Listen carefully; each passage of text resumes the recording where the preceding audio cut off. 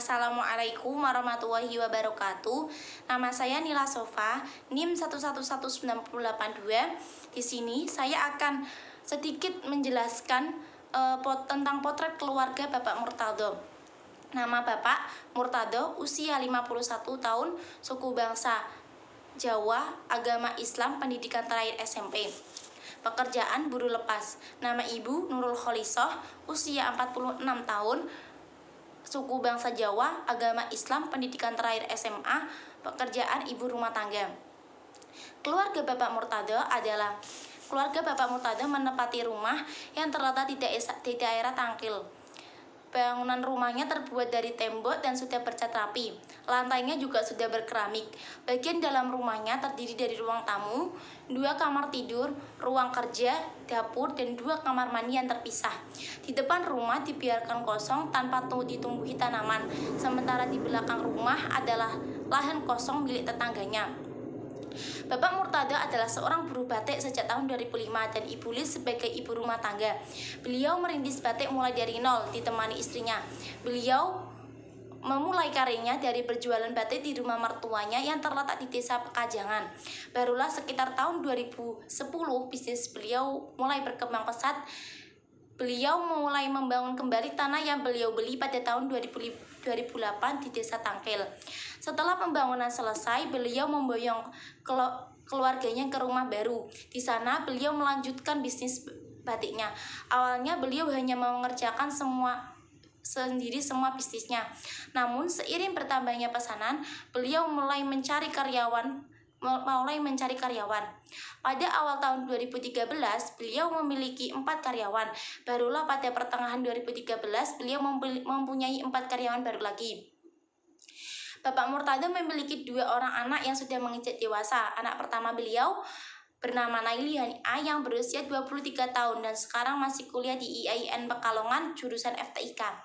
Anak kedua beliau bernama Syarifatul Arifah yang berusia 17 tahun dan sekarang masih bersekolah di MA Amsilati Jeporo kelas 11. Anak-anak Bapak Murtado sendiri adalah santri Amsilati yang berprestasi.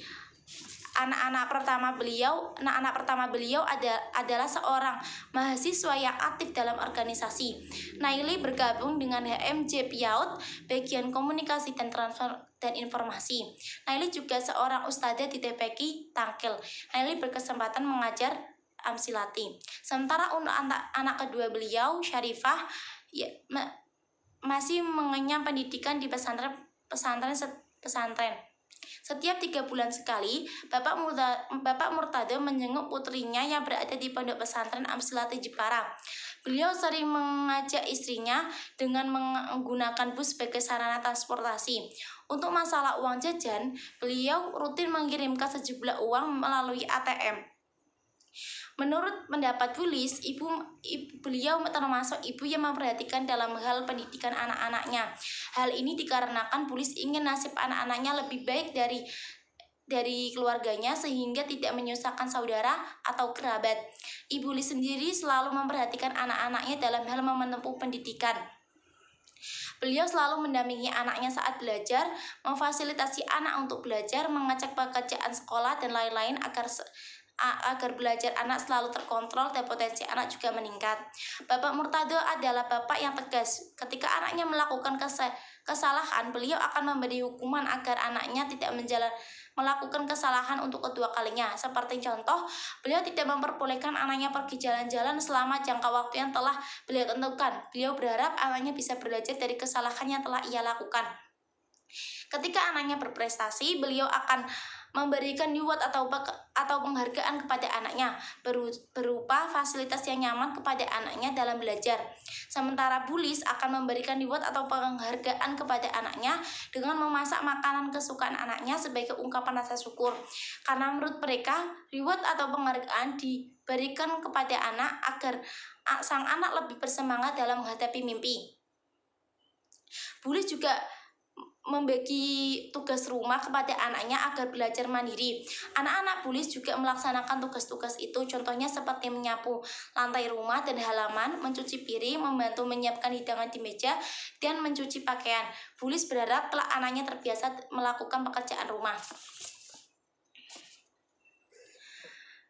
Bapak Murtado tidak membatasi anaknya dalam berteman dengan siapapun, dengan syarat anaknya tidak melampaui batas yang telah mereka tentukan. Seperti contoh, beliau tidak senang jika anaknya pergi hingga petang dengan teman laki-laki tanpa tujuan yang jelas selain belajar bersama.